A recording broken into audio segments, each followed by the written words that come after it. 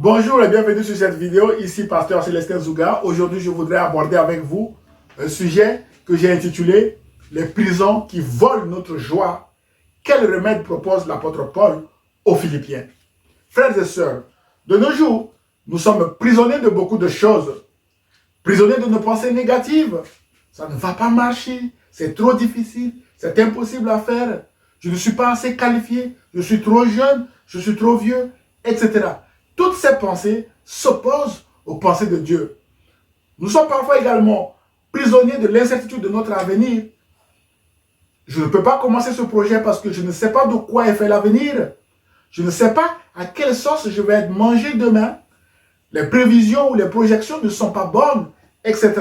Ce que nous entendons, mes bien-aimés, par-ci, par-là, sur les prévisions, accentue notre peur ou notre angoisse liée à l'incertitude de notre avenir.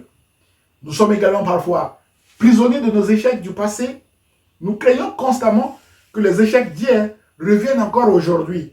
Échecs dans le travail, échecs dans la relation amoureuse.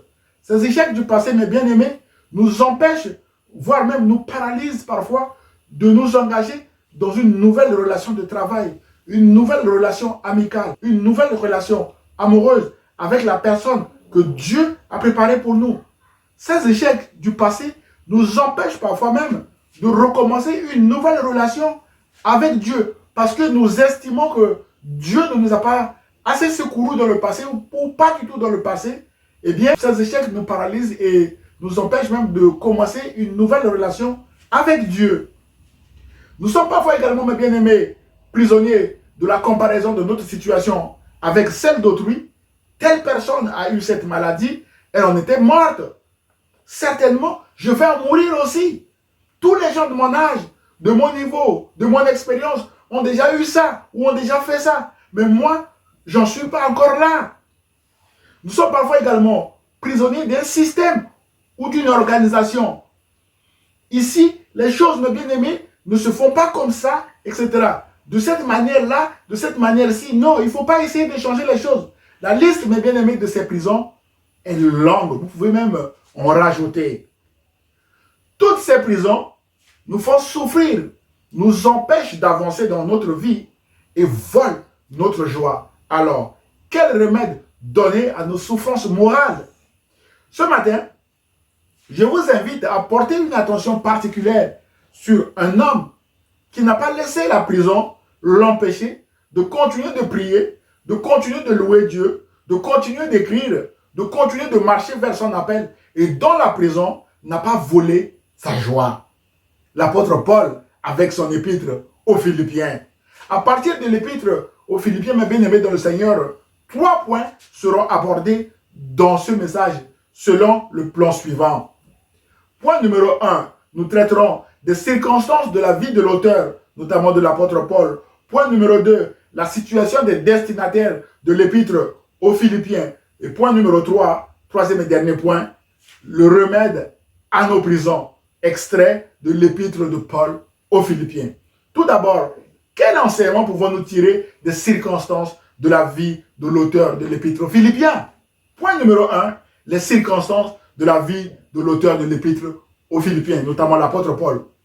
Frères et sœurs, l'église de Philippe est la première église implantée par l'apôtre Paul en Europe au cours de son deuxième voyage missionnaire. La particularité de cette église est double. Premièrement, c'est en passant par la prison en Macédoine que l'apôtre Paul a fondé cette église de Philippe. En effet, l'église de Philippe, mes bien-aimés, était fondée dans une situation d'opposition satanique lorsque l'apôtre Paul chassa le démon qui se manifesta en la personne d'une esclave satanique qui prédisait l'avenir. Paul et Silas, étant même dans l'appel de Dieu à secourir les Macédoniens, seront battus de verge et se retrouveront en prison suite à la colère des maîtres de l'esclave. Actes chapitre 16, versets 6 à 40 nous fait écho de ce qui s'était passé à Philippe. Dans leur prison, ils ont gardé la bonne attitude en continuant à louer Dieu. Et la Bible déclare que, d'après le verset 25, vers le milieu de la nuit, Paul et Silas priaient et chantaient les louanges de Dieu et les prisonniers les entendaient. Verset 26. Tout à coup, il se fit un grand tremblement de terre, en sorte que les fondements de la prison furent ébranlés. Au même instant, mes bien-aimés dans le Seigneur, toutes les portes s'ouvrirent et les liens de tous les prisonniers furent rompus. Après cette délivrance spectaculaire du Seigneur, leur geôlier et sa famille furent convertis et baptisés et devinrent probablement membres de cette église qui se tenait chez une femme nouvellement convertie appelée Lydie. Frères et sœurs, ce récit est un excellent encouragement pour nous aujourd'hui qui traversons une crise sanitaire sans précédent durant notre siècle. En effet, notre vie a complètement basculé ou a changé depuis maintenant plusieurs mois avec des projets avortés, des projets reportés et voire même annulés, des séparations douloureuses avec nos proches, l'inquiétude sur notre avenir, tous ces échecs, ces reports, ces souffrances, ces isolements nous donnent même l'impression que nous sommes aussi dans une prison invisible. Frères et sœurs, nous voyons dans ce récit que la louange, l'adoration et l'attachement à Dieu ont tout à coup fait ébranler les murs ou les fondements de la prison dans laquelle Paul et Silas étaient attachés. Mon frère, ma sœur, il y a des tout à coup dans la vie chrétienne. Au début de ce message, nous avons évoqué plusieurs formes de pensée ou de situations qui nous tiennent captives ou qui s'apparentent à des prisons dans nos vies. Prison de nos pensées impures, prison de l'incertitude de notre avenir, prison des échecs du passé, etc. Nous les avons évoqués. Paul et Silas nous ont montré, mes bien-aimés, l'exemple par leur détermination dans la prière et la louange à affronter la prison, à affronter ce genre de situation. Mon frère, ma soeur, de la même manière que Paul et Silas ont prié et loué Dieu en prison, je prie que les fondements de la prison visible et invisible dans laquelle vous êtes et qui vous empêche de faire la volonté de Dieu, de commencer votre projet, de lancer votre chantier ou votre affaire, de commencer une nouvelle relation, etc. Que les fondements de ces prisons, mes bien-aimés dans le Seigneur, soient ébranlés maintenant au nom de Jésus de Nazareth. Je vous invite également de continuer à prier et à louer Dieu pour vos projets chez vous. Car il est écrit, il y a dans le cœur de l'homme beaucoup de projets, mais c'est le dessein de l'Éternel qui s'accomplit. Proverbe chapitre 19, verset 21. C'est grâce à l'attachement à Dieu que vous pouvez savoir si Dieu agrée votre projet et que Dieu vous aide à sortir de la prison qui vous empêche de lancer votre projet.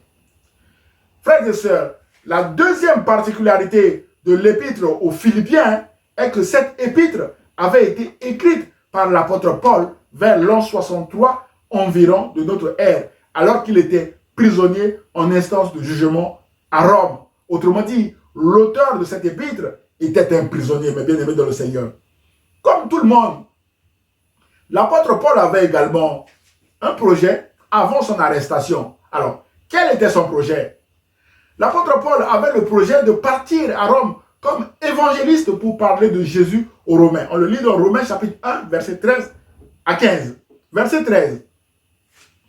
Il dit ceci, l'apôtre Paul. « Je ne veux pas que vous ignorez, frères et sœurs, que j'ai souvent formé le projet d'aller vous voir. » On souligne le projet d'aller vous voir afin de récolter du fruit parmi vous, tout comme parmi les autres nations. Mais j'en ai été empêché jusqu'ici. Verset 15. Ainsi, j'ai un vif désir de vous annoncer aussi l'évangile à vous qui êtes à Rome. On souligne à vous qui êtes à Rome. Mais le voilà, mes bien-aimés, arrêté, emprisonné à Jérusalem et transféré à Rome comme prisonnier afin de comparaître devant César. Parce qu'il avait appelé à César, il était citoyen romain. Luc nous donne les détails de son transfèrement et les conditions de sa détention à Rome dans Actes chapitre 28, verset 16. Il dit ceci. À notre arrivée à Rome, l'officier a remis les prisonniers au chef de la garde, mais on a permis à Paul d'habiter dans un logement particulier avec le soldat qui le gardait. Résidence surveillée, mes bien-aimés dans le Seigneur. D'après le verset 20, Paul dit ceci. C'est à cause de l'espérance d'Israël que je porte cette chaîne. L'apôtre Paul portait des chaînes en prison. Verset 30.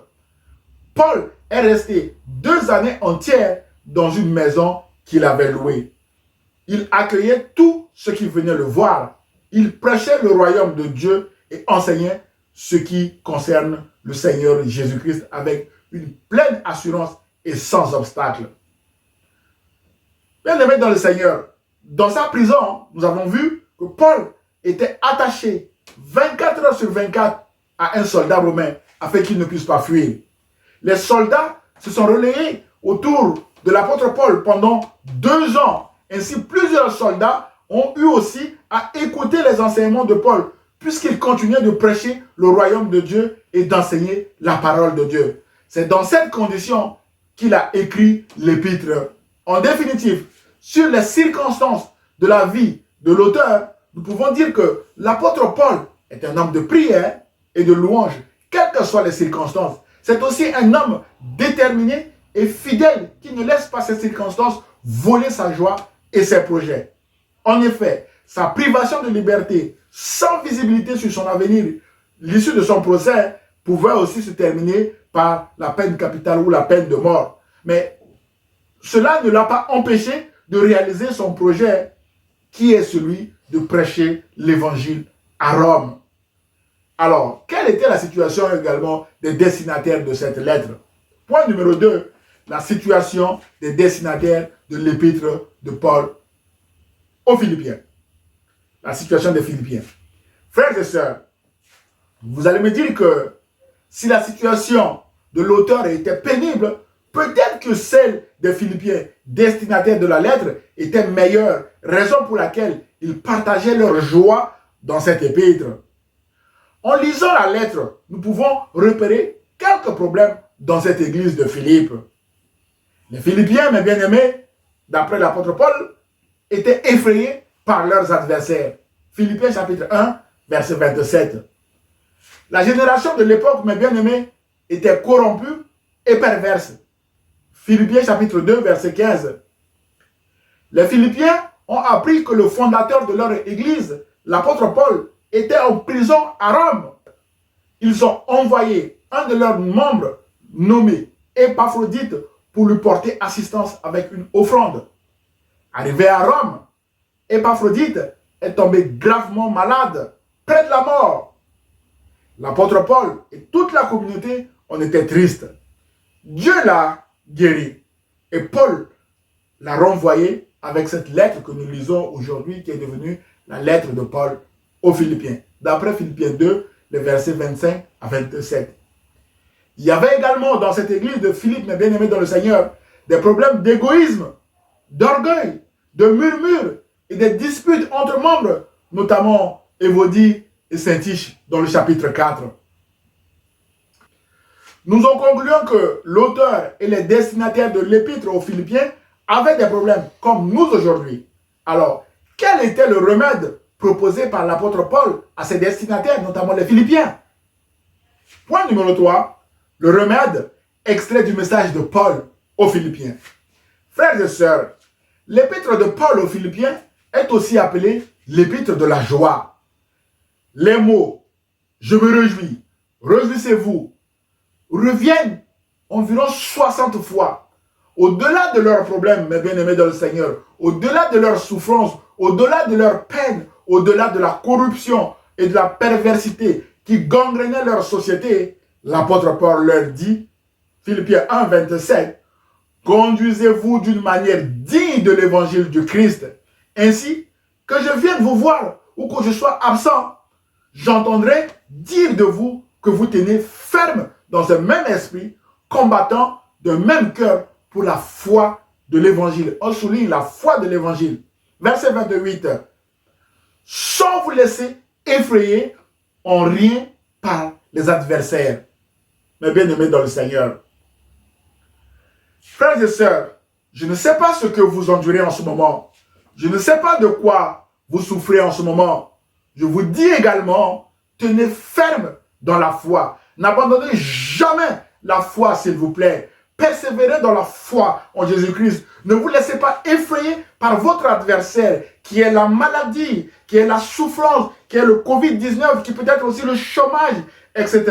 Toutes choses, mes bien-aimés, ont une fin. Un jour, vous sortirez de cette situation difficile que vous traversez actuellement. Mes bien-aimés dans le Seigneur, je proclame que vos projets reportés, annulés, etc. ressuscitent dès aujourd'hui même au nom de Jésus de Nazareth. Pour vous encourager, mes bien-aimés dans le Seigneur, comptez les bienfaits de Dieu pour vous dans le passé et nourrissez-vous aussi de bonnes nouvelles autour de vous. Par exemple, je partage avec vous cette publication de l'INSEE du 3 février 2021. Le titre, un nouveau record de création d'entreprises en 2020 malgré la crise sanitaire, rédigé par M. Hugo Bourdon de l'INSEE. Il dit ceci, en 2020, le nombre total de création d'entreprises en France atteint un nouveau record avec 848 200 créations d'entreprises, soit 4% de plus qu'en 2019, et ce, malgré la crise sanitaire liée à la pandémie de Covid-19. Waouh! Quelle bonne nouvelle! Sur le mariage, mes bien-aimés dans le Seigneur, 155 000 mariages ont été célébrés en France, même si ce chiffre a été en baisse par rapport à l'année 2019.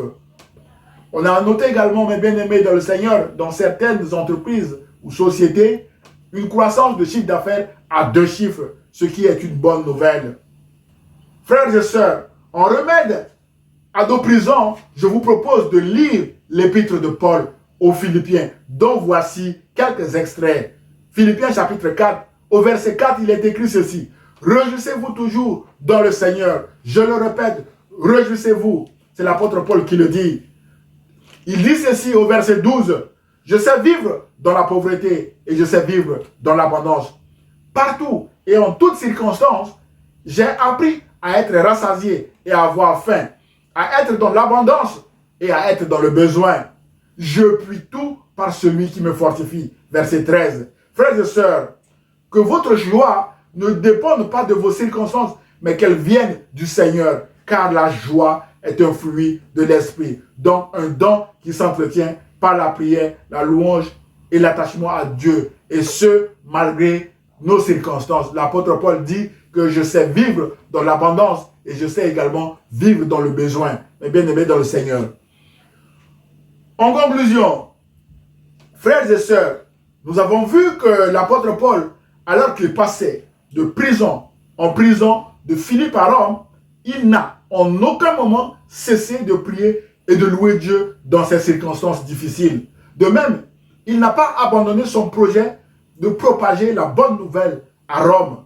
Bien aimé dans le Seigneur, dans sa prison, il a continué à enseigner ou à prêcher l'évangile autour de lui et à écrire aux autres qui passaient aussi dans des situations difficiles afin de les encourager à garder la foi et la joie en Jésus-Christ en dépit de leurs circonstances. Son exemple, mes bien-aimés, doit rester un modèle à imiter par nous qui passons par des moments difficiles aujourd'hui afin de nous aider à sortir de nos prisons. Enfin, mes bien-aimés dans le Seigneur, faites toutes choses, notamment vos projets de création d'entreprise, de mariage, de formation, etc., sans murmure ni hésitation. Verset 15, afin que vous soyez irréprochables et purs, des enfants de Dieu, irrépréhensibles au milieu d'une génération perverse et corrompue, parmi laquelle vous brillez comme des flambeaux dans le monde. Philippiens 2, versets 14 et 15. Que le Saint-Esprit vous aide à continuer à briller comme des flambeaux dans le monde. Que Dieu vous bénisse. Bien-aimés dans le Seigneur, si vous avez aimé le message, merci de le liker et de le partager à vos proches. Vous pouvez également m'envoyer un mail d'encouragement ou vos prières ou vos questions à celestinzouga@gmail.com. J'aurai le plaisir de vous répondre. À dimanche prochain, à 10 h sur ma page Facebook ou ma chaîne YouTube, Pasteur Célestin Zouga. Bon dimanche, que Dieu vous bénisse. À très bientôt. Au revoir.